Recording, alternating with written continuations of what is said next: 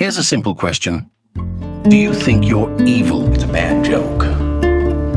Dropped at the first sign of trouble. All the mass murders, rapes, and acts of violence you hear in the news, do you think you are capable of it?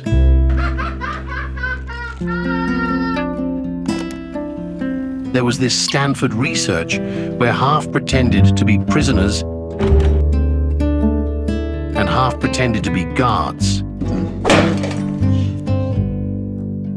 The top scientists who were conducting it played warden. Seems harmless, right? Only pretending. They wore uniforms and role-played like children. Only after a week they forgot completely who they were. Guards started treating inmates as if they were real criminals, and they, the real guards. Forget the subjects. The researcher, the scientist who had taken the role of a warden, forgot who he was. They got caught up in that role, and that role justified all the evil they did. Another one. Similar experiment. You are to push a button, sending sparks of shocks to the man on the other side of the glass. 150 volts. Answer force. They were supposed to stop after a while, or so they thought. 375 volts. They themselves did not know how far they could go, and especially when an authority figure loomed at their back, giving orders. The experiment requires you continue, teacher. Please continue.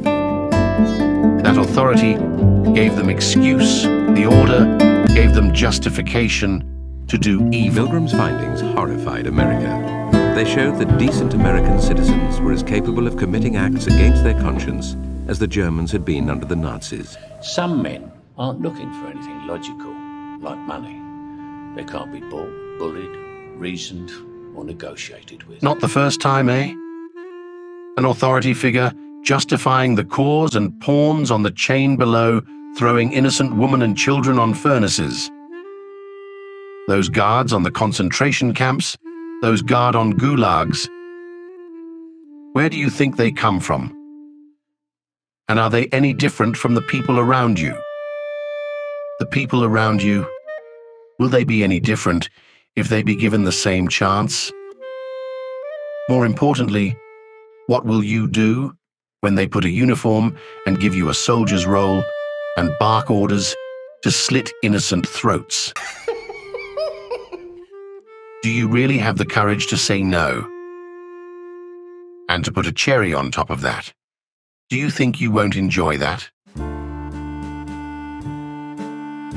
Little boys of mere 20-something years takes up uniform as an adventure and come back as soldiers who leave battlefield.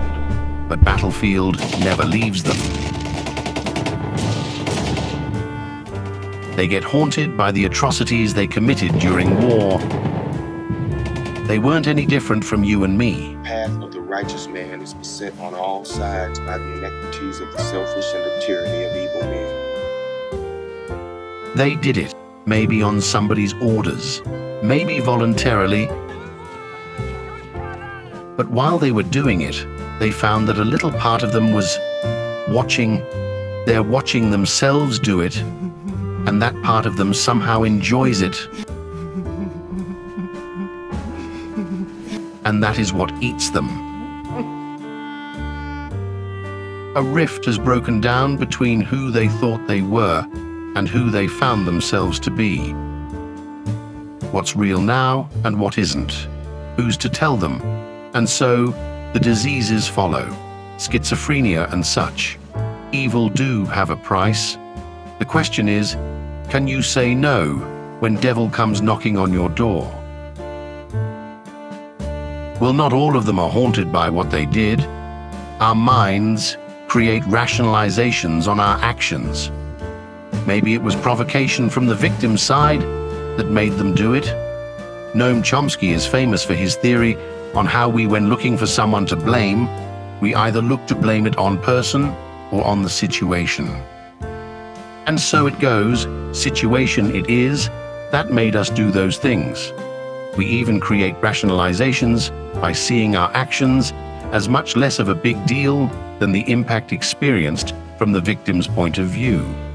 Baumeister suggests that while the victim's motto is, "Let bygones be bygones," and of course, sometimes we blame them.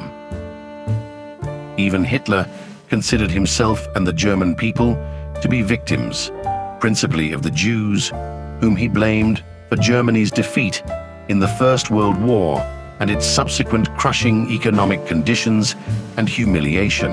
He portrayed the Jews as a greedy, amoral race, living parasitically off the German people and set on destroying Germany. He viewed the Nazi persecution of and subsequent mass murder of the Jews as self-defense.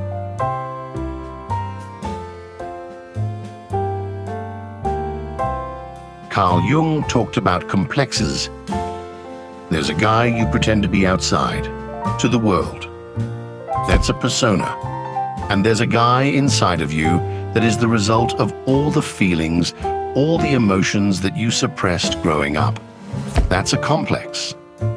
Carl Jung believes that you are only complete after you know the shadow inside of you, when you integrate that shadow inside of you. You only become complete when you realize your proclivity for evil doings. Only then you can control it. Only then you can finally say no. Wait until you see. See what? What a man can do to